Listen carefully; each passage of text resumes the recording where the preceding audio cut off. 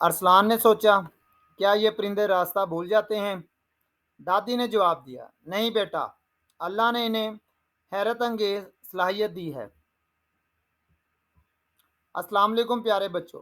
आज जो कहानी जिसका नाम है परिंदे क्यों हिजरत करते हैं, तो चलिए शुरू करते हैं।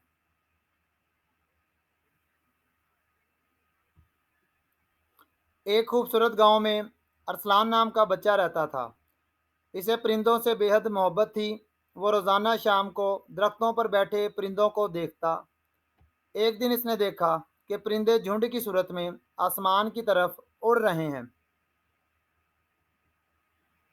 इसने हैरत से दादी से पूछा, दादी, ये परिंदे कहाँ जा रहे हैं?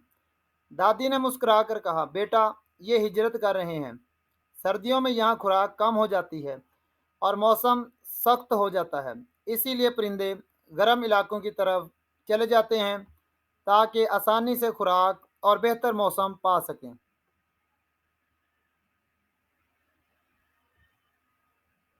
अरसलान ने सोचा, क्या ये परिंदे रास्ता भूल जाते हैं?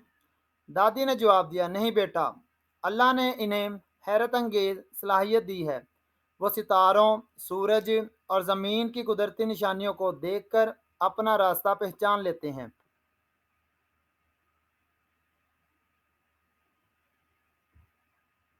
ये बात सुनकर अरसलान ने जान लिया कि परिंदों की हिजरत सिर्फ सफ़र नहीं बल्कि कुदरत का एक अजीब और हैरान कुन निज़ाम है। इस दिन के बाद अरसलान ने परिंदों का ख्याल रखने और उनके बारे में मज़ीद जानने का अहद कर लिया।